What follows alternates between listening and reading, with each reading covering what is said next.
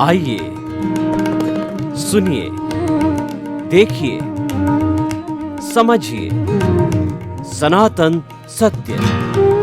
जैसी दृष्टि वैसी सृष्टि, दृष्टि विज्ञान। कुदरत, कुदरती रचना एवं कुदरत के कानून से शाश्वत सुख की प्राप्ति। जोधपुर के परम पूज्य महात्मा उपासक प्रोफेसर डॉक्टर सोहन राज तातेड़ के निर्देशन में सनातन सत्य। जैसी दृष्टि वैसी सृष्टि, दृष्टि विज्ञान।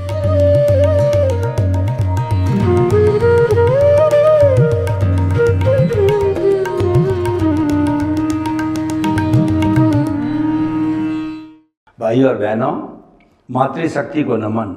आज का हमारा अति उत्तम विषय कुदरत। कुदरत का अर्थ होता है कि ये सारी जितनी भी सृष्टि है वह कुदरत कहलाती है। पर्यावरण को कुदरत कहते हैं, ब्रह्मांड को कुदरत कहते हैं। ब्रह्मांड जिसके अंदर जीवन है वह केवल पृथ्वी पर है। ब्रह्मांड तो और भी बहुत बड़ा है, लेकिन हम जीवन जहाँ पर है उसी को ब्रह्मांड कहते हैं। और उस ब्रह्मांड की आज हम परिभाषा करेंगे, सांगोपांग उसका विवेचन करेंगे। देखिए कि ये कुदरत कुल जो है ये 6 द्रव्यों से बना हुआ है। इसके अंदर सबसे पहला द्रव्य है वह है चेतन तत्व। चेतन है वो असंख्य चेतनामय परमाणुओं के पिंड को चेतन कहते हैं। और वो चेतन जो है वह सुख दुख की अनुभूति करता है और जिसमें संवेदना होती है उसको चेतन कहा जाता है। उसको जो है वो सच्चिदानंद कहा जाता है। सत का मतलब वो अविनाशी है और चित का मतलब वो ज्ञान दर्शन वाला है और आनंद उसका लक्षण है। उसको चेतन कहते हैं। जितने भी जीवित प्राणी 84 लाख जीवा योनि जो बर्थ प्लेसेज है उनके असंख्य अनंत जितने भी प्राणी हैं वे सारे चेतन तत्व है। और चेतन की विशेषता ये है कि मूल रूप से शुद्ध रूप के अंदर ये चेतन तत्व जितने भी जीवित प्राणी इस ब्रह्मांड में हैं, इस कुदरत के अंदर है, तो वहाँ पर जो है वो सारे के सारे जो है वो जो है जीवित प्राणी एक समान है। चाहे राम का हो, कृष्ण का हो, महावीर का हो, आपका हो, हमारा हो, 24 तीर्थंकरों का हो, कोई भी भगवान का हो, कीड़े का हो, मकोड़े का हो, हाथी का हो, ऊंट का हो, सब के अंदर एक सी आत्मा विराजमान है मूल स्वरूप से। और जो हमारे व्यवहार जगत के अंदर जितनी भिन्नता दिखाई देती है वो सब का कारण ये है कि हर एक के भाव अलग है और हर एक का कर्म शरीर अलग है और हर एक के कर्म अलग होने के कारण अलग अलग शरीर और अलग अलग विविधता है। पहला चेतन तत्व हो गया। दूसरा जड़ तत्व है जो पुद्गलों के द्वारा बना हुआ होता है। पुद्गल की जो है सूक्ष्मतम इकाई होती है परमाणु। कई परमाणुओं के मिलने से पुद्गल बनता है और जो परमाणु होता है शाश्वत होता है। भगवान महावीर ने कहा कि जो परमाणु है वो नॉन डेस्ट्रक्टिबल है, नॉन डिविजिबल है और तोड़ा नहीं जाता है। 1 से 2 परमाणु होते हैं तो द्विपरमाणु होते हैं और 4 होते हैं वो चतुपरमाणु होते हैं। और वो जो है वो ज्यों ज्यों बढ़ते जाते हैं वो असंख्य अनंत जो है परमाणु मिल करके और वो जड़ बन जाते हैं। तो देखिए जड़ क्या होता है या पुद्गल क्या होता है, जो गलन मिलन धर्मा होता है, जिसके अंदर फ्यूजन होता है, जिसमें कॉम्बिनेशन होता है, उसको जो है हम जड़ कहते हैं। और जड़ के अंदर ज्ञान दर्शन नहीं होता, जड़ कोई फीलिंग नहीं करता, संवेदना नहीं करता, सुख दुख की अनुभूति नहीं करता है। जड़ तो मात्र बदलता रहता है, गलन मिलन धर्मा है। और अभी तक जो है विज्ञान ने जो परमाणुओं की कहिए या तत्वों की कहिए खोज की है उसमें से 116 तत्व जो है अभी तक खोज निकाले हैं और अभी आगे आविष्कार भी जारी है। तो ये सारा जड़ का विवरण है। गलन मिलन धर्मा, टूटता रहता है, जुड़ता रहता है। आज मिट्टी है, कल वो टूट करके सोना बन जाता है, चांदी बन जाता है, अभ्रक बन जाता है, बोडल बन जाता है, या अन्य अन्य तरह के जो है तत्व के रूप में वो परिणित होता रहता है, बदलता रहता है, परिवर्तनशील है। लेकिन चेतन तत्व है, अपरिवर्तनशील है, परमानेंट है, और जड़ है वो जो बदलने के कारण अवस्था रूप के अंदर टेम्परेरी है और अस्तित्व रूप के अंदर वो शाश्वत है। और तीसरा जो है वो है मोशन तत्व कहिए या गति सहायक तत्व कहिए। जब कोई भी जड़ या चेतन जो है वो गति करना चाहता है, जैसे कि मैं हाथ हिला रहा हूँ, मेरे शरीर के जितने जितने भी जो है सिस्टम है वो सिस्टम जो गतिविधि कर रहे हैं वो मोशन तत्व की सहायता से करते हैं। गति सहायक तत्व होता है जो कि चेतन और जड़ के का सहयोगी होता है। वो पूरे ब्रह्मांड के अंदर जो है एक तत्व के रूप में, और वो अमूर्त है और वह मैटर है यानी जड़ है, वो एग्रीगेट है, और वह जो है वो शाश्वत है। और एक सुई की नोक जितनी भी पूरे ब्रह्मांड के अंदर खाली जगह नहीं है जहाँ पर कि ये जो है क्षमोई तत्व नहीं हो या जो है ये गति सहायक तत्व नहीं हो। कोई भी जड़ और चेतन गति करना चाहता है, ट्रेन चलना चाहती है, फ्लाइट चलना चाहती है, हेलीकॉप्टर उड़ना चाहता है, व्यक्ति दौड़ना चाहता है, तो ऐसी स्थिति के अंदर वह जो है उदासीन भाव से डिमांड करता है, तो जो मोशन तत्व होता है वो तैयार रहता है और उसको गति करने में सहायक होता है। इसीलिए इसका नाम गति सहायक तत्व है। भूत भविष्य वर्तमान के अंदर ऐसा कभी भी अवसर नहीं रहता जब ये छही तत्व न हो या गति सहायक तत्व मौजूद न हो। अब देखिए, कोई भी जड़ और चेतन जो है गति कर रहा है, मेरा हाथ हिल रहा है, मेरे सिस्टम हिल रहे हैं, और जो व्यक्ति जो है वो दौड़ रहा है, ट्रेन चल रही है, और कोई भी साइकिल चला रहा है और वो चाहता है कि मैं जो है थोड़ी रेस्ट कर लूं, तो इस पूरे ब्रह्मांड के अंदर एक रेस्ट तत्व होता है, स्थिति सहायक तत्व होता है।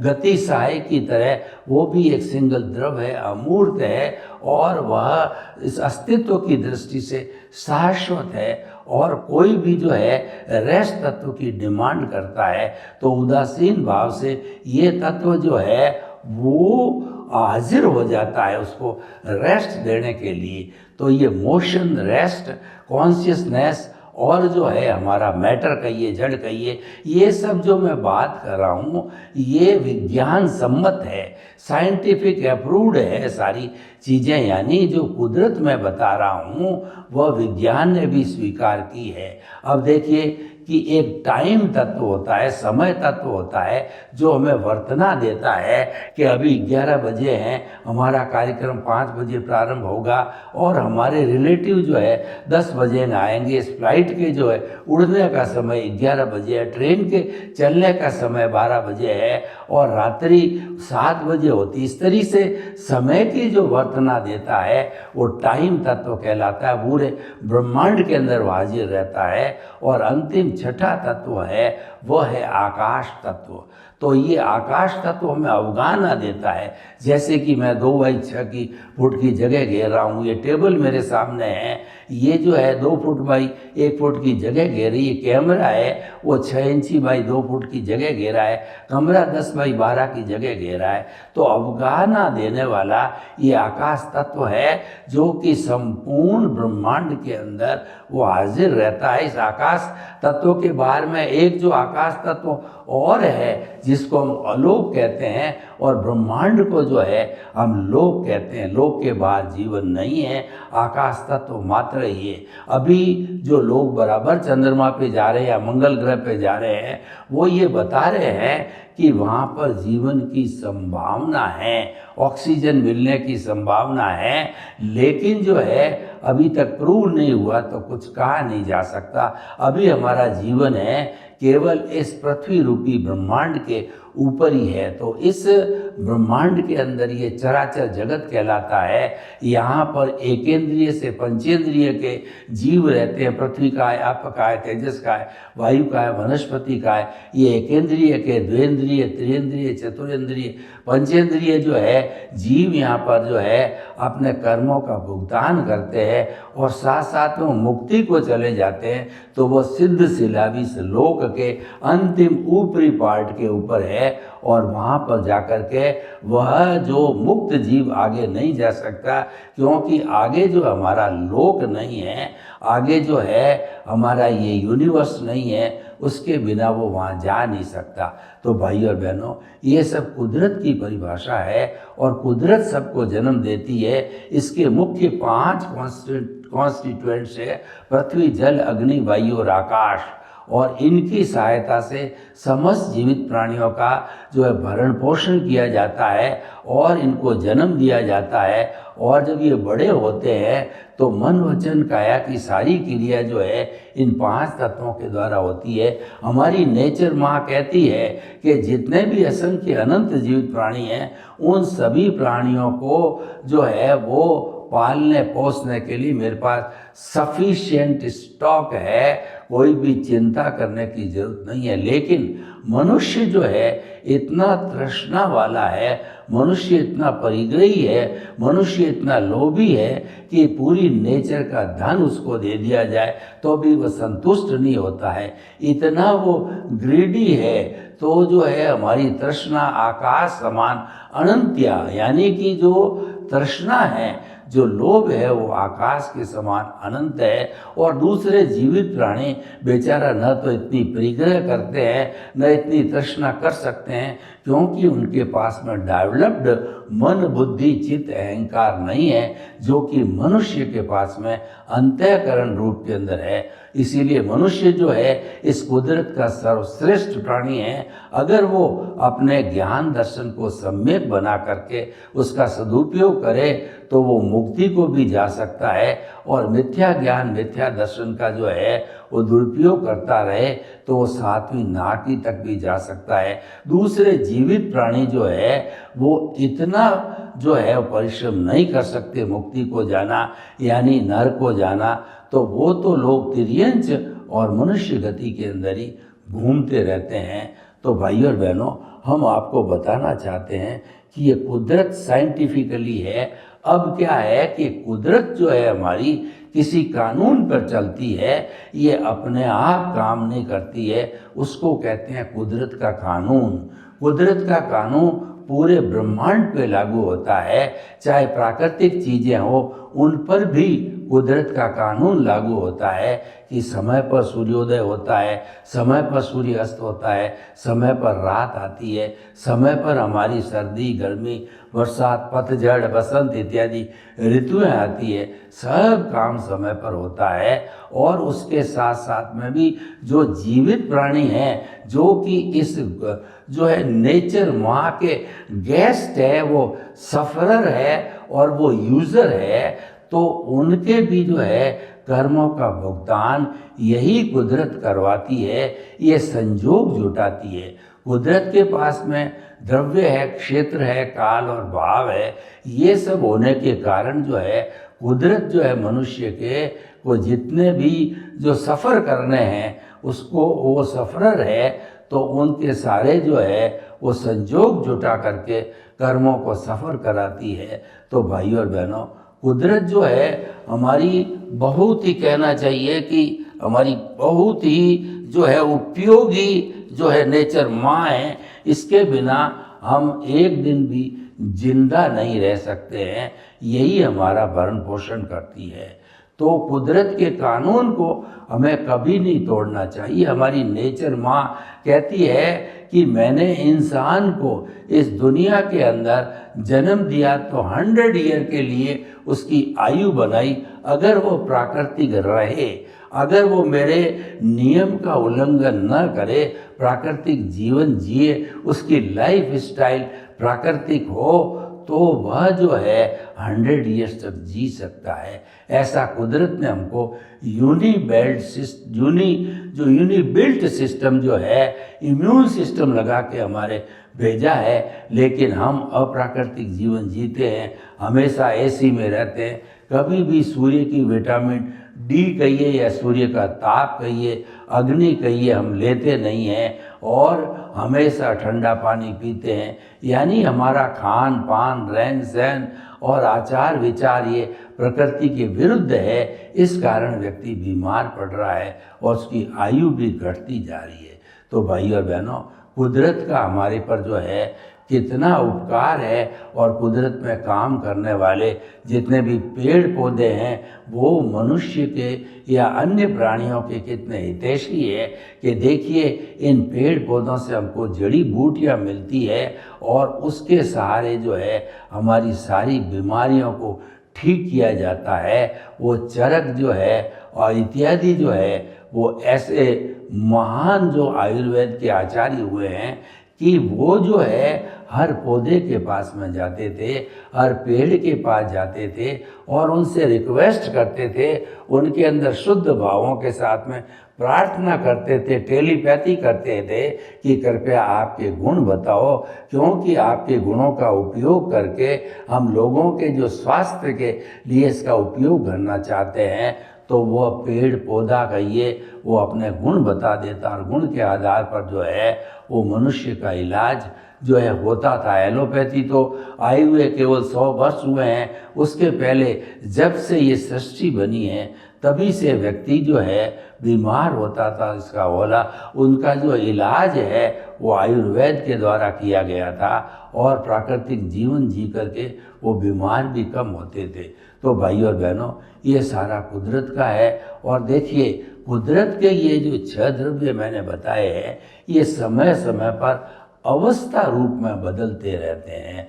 अवस्था रूप में बदलने को कुदरती रचना कहते हैं। और इन कुदरती रचना से क्या होता है कि मनुष्य के जो कर्म हैं, जो भाव है, वो कर्म डालते हैं, वो भी बदलते रहते हैं। तो भाव बदलने से नए नए कर्म बनते हैं, नए नए कॉजल बॉडी बनती है और इधर जो है ये कुदरती रचना भी बदलती रहती है, जिसको संसार कहते हैं। कुदरती रचना को जो है वो संचरण किया जाता है, जो संचरण करता है वो संसार है। तो कुदरती रचना परिवर्तनशील है और हमारी कुदरत और कुदरत का कानून है, ये प्रिंसिपल आधारित है और अपरिवर्तनीय है, ये कभी बदलता नहीं है। तो भाई और बहनों, ये सारा विवरण जो है कुदरत का, ये हम आपको विवरण क्यों देना चाहते हैं कि मन वचन काया तथा उससे जुड़ी हुई हर अवस्था मात्र कुदरती रचना है। यानी मनुष्य को हर क्षण देखते रहना है कि ये मेरा मन वचन काया भुगतान के लिए ये हिसाब है और ये डेबिट है, क्रेडिट है। तो इसको जो है मुझे कर्ता भाव नहीं रखना है और मुझे निमित्त भाव में रह करके और मेरा जीवन जो है सफरर के रूप में पूरा करना है। तो उसके लिए हमारा कुदरत जो है हमें सारा जितना भी हमारा हिसाब है उस हिसाब को करने के लिए संजोग जुटाती है और हमारे जन्म के साथ ही सारा जो है हमारा मन वचन काया रूपी जो मैकेनिकल जो है वो भुगतान है, जो कि ऑटो मोड से चलता है, वह उसका नियंत्रण पूरा कुदरत के पास में होता है। और कुदरत ने किसी को भी कर्ता बनने की पावर नहीं दी है, इसीलिए दुनिया का हर प्राणी अकर्ता है, निमित्त है, निर्दोष है और शुद्ध आत्मा स्वरूप है। यही हमें समझना चाहिए, हर प्राणी को अकर्ता रूप में समझना चाहिए और उसके भीतर विराजमान शुद्ध आत्मा भगवान को जो है वो हम जो है वो निर्दोष दृष्टि से उनको नमन करते हैं। तो इन सब चीज़ों का जो है हमको ध्यान रख करके इस कुदरत का पूरा उपयोग करना चाहिए और कुदरत के कानून को हम नहीं तोड़ें तो हमारे किसी तरह के कॉज नहीं पड़ते हैं। और जो पुराने हमारा मैकेनिकल मोड से जो है वो हमारे कॉजेस कहिए या डिस्चार्ज कहिए, वह तो ऑटो मोड से पिघलते रहते हैं, झड़ते रहते हैं, और वो बर्फ है पानी रूप के अंदर जो है कर्मों का झड़ना होता रहता है। वो तो एक मैकेनिकल प्रोसेस है, लेकिन हमारे को जो है सम्यक ज्ञान दर्शन की एप्लीकेशन करके कॉज नहीं डालने हैं। जितने भी कॉज बनते हैं वो प्रतिष्ठित आत्मा में बनते हैं, और वो प्रतिष्ठित आत्मा जो है वह दोनों तरह के काम करती है, रियल पुरुषार्थ भी करती है और रिलेटिव पुरुषार्थ भी करती है। रियल पुरुषार्थ होता है कि उसके अंदर जो मोक्ष के लायक और सहायक भाव डाले हैं। उदाहरण के तौर पर देखिए कि हे मेरे भीतर विराजमान शुद्ध आत्मा भगवान, मुझे ऐसी शक्ति दो, जागृति दो कि मेरा हर जन्म मनुष्य का मिले, मनुष्य बनना चाहता हूँ। हे पांचाल गुली देवी, हे चंद्रायण देव, हे शासन देवी देवताओं, हे दादा भगवान, आप रोज उड़न खटोला लेकर के सिमंदर स्वामी के चरणों में दर्शन करने जाते हो, तो मेरा भी नंबर लगाओ, मेरा भी दर्शन कराओ। और समस्त जो है वो हमारे शासन देवी देवता हैं, मेरे को जो है मनुष्य जीवनी दे, चाहे महाविद्य क्षेत्र में दे, चाहे भरत क्षेत्र में दे, ताकि मैं सम्यक ज्ञान दर्शन की एप्लीकेशन करके नए भाव नहीं डाल करके और प्रतिष्ठित आत्मा को जीरो कर सकूं, मेरे अज्ञान को इरेज करके जीरो कर दूं। देखिए, जो ही आपने कुदरती रचना देखना चालू किया तो वो सम्यक तप हो गया। जो कुदरती रचना जीवन भर देखता है वो सन्यासी है, और कुदरती रचना नहीं देख करके कुदरत के कानून का उल्लंघन करता है, कर्ता भाव रखता है, तो ऐसा व्यक्ति जो और ऑनरशिप डूअरशिप के हिसाब से काम करता है, तो ऐसा व्यक्ति संसारी है। बिल्कुल जो है इस बात को कहने में कोई संकोच नहीं है कि कुदरती रचना देखने वाला सन्यासी है, और सम्यक मिथ्या ज्ञान दर्शन का उपयोग करने वाला वह संसारी, वो बॉन्डेड सोल है। तो भाई और बहनों, इस तरीके से जो है हम सम्यक ज्ञान की एप्लीकेशन करते करते जो है हमारा जो डेवलपमेंट बढ़ता रहेगा, यानी जागृति बढ़ती रहेगी। जो ही हमने कुदरती रचना देखना चालू किया, त्यों त्यों हमारे में एक बहुत बड़ा परिवर्तन आता है कि सम्यक ज्ञान दर्शन की एप्लीकेशन होती है, और मिथ्या ज्ञान मिथ्या दर्शन है वो इरेज होता रहता है। और साथ साथ में सम्यक ज्ञान सम्यक दर्शन जो है उसकी परसेंटेज बढ़ने से वह जो है वह कहना चाहिए हमारे जब जागृति 100% तक चली जाती है, तो उस स्थिति के अंदर हमारे को केवल दर्शन की भी प्राप्ति हो सकती है, और वो पुरुषार्थ का अंतिम लक्ष्य, उसके बाद में कोई पुरुषार्थ नहीं है। तो भाई और बहनों, हमें जो पुरुषार्थ की चरम सीमा तक पहुंचना है, उसके तक पहुंचने के लिए हमें हर क्षण सम्यक ज्ञान दर्शन की एप्लीकेशन करनी है। यानी हमें हमारे मन वचन काया से जो भी प्रतिक्षण क्रिया होती है उसको कुदरती रचना मानना चाहिए। उससे कुदरती रचना मानेंगे तो हम अकर्ता बन जाएंगे, और no ownership, no doership, no blame, no claim, और जो है नो हमारे कोई भीख नहीं, भय नहीं, ऐसी स्थिति पैदा हो जाती है। तो भाई और बहनों, हम जो ये आज कुदरत का जो हमारा एपिसोड है बहुत ही सुंदर उपयोगी है कि कुदरत को समझ करके हम शाश्वत सुख कैसे प्राप्त कर सकते हैं। शाश्वत सुख प्राप्त करने के लिए कुदरती रचना, कुदरत के कानून से शाश्वत सुख की प्राप्ति है। ये हमारा इस एपिसोड का थीम है कि हम शाश्वत सुख चाहते हैं, और वो शाश्वत सुख बाहर नहीं है। बाहर तो मात्र सुखाभास है कि कभी हमने धन के अंदर सुख की अनुभूति की, और कभी जो है हमने भोजन में सुख की अनुभूति की, कभी हमने जो है वो अपने पद प्रतिष्ठा में सुख की अनुभूति की, और कभी हम जो है वो अन्य अन्य साधनों के अंदर सुख की अनुभूति करते हैं। जो तो भाई और बहनों, ये सुखाभास है। सुख तो हमारी आत्मा का लक्षण है। वो जो है वो अनंत सुख का धाम है, वो तो भीतर है। बाहर ढूंढना ये हमारा मोहनीय कर्म है।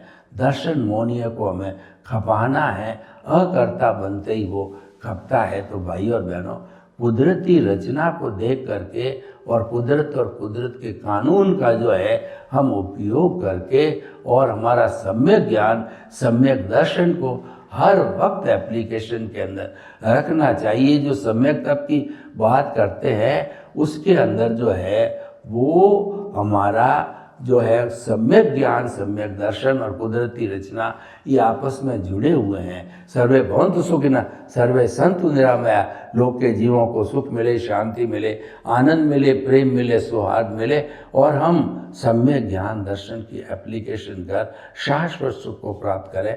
आपके प्रति मंगल भावना। ओम शांति।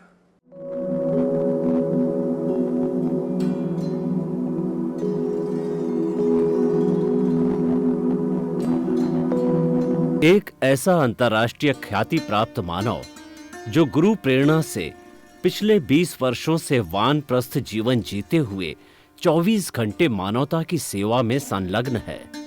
एक ऐसा मानव जो अभी राष्ट्रीय, अंतर्राष्ट्रीय टीवी चैनलों पर 7,500 एपिसोड के माध्यम से सनातन सत्य, आत्मविज्ञान एवं पुनरुत्थान, व्यवहार एवं निश्चय जगत के जीवनोपयोगी विषयों पर हृदय स्पर्शी प्रवचन कर चुका है। उस मानव का नाम है महात्मा उपासक प्रोफेसर डॉक्टर सोहन राज तातेड़। प्रोफेसर तातेड़ द्वारा योग, दर्शन, शिक्षा विषयों पर रचित पीएचडी स्तर के 250 शोध ग्रंथ भारत के 100 प्रतिष्ठित विश्वविद्यालयों में शोधार्थी पढ़ रहे हैं तथा वे सभी शोध ग्रंथ वहां की सेंट्रल लाइब्रेरियों में उपलब्ध हैं। महात्मा सोहन राज ने अभी तक हजारों स्कूलों, कॉलेजों, विश्वविद्यालयों एवं संस्थाओं में सेमिनार, वर्कशॉप, कैंप लगाकर लाखों विद्यार्थियों को योग, दर्शन, शिक्षा का प्रशिक्षण देकर उन्हें सुसंस्कारित किया। डॉक्टर तातेड़ ने भारतीय संस्कृति उत्थान के 4000 से अधिक समसामयिक विषयों पर आर्टिकल लिखकर ऑनलाइन जर्नल, पत्रिकाओं, वेबसाइट्स पर प्रकाशित किया, जिसका उपयोग लाखों पाठक कर रहे हैं। उपासक तातेड़ के 5000 से अधिक आज का सुविचार, आज का शुभ संदेश, आज का मंगल भावना योग आदि चिंतन websites, Twitter, blogger, Facebook, YouTube माध्यमों से लाखों लोग अपना जीवन निर्माण कर रहे हैं। मानवता के मसीहा ऐसे महामानव महात्मा सोहन राज तातेड़ के प्रोफाइल को अभी तक विश्व के 20 लाख दर्शक यूट्यूब पर, 12 लाख गूगल पर एवं लाखों दर्शक फेसबुक, ब्लॉगर, ट्विटर और इंस्टाग्राम पर देख चुके हैं।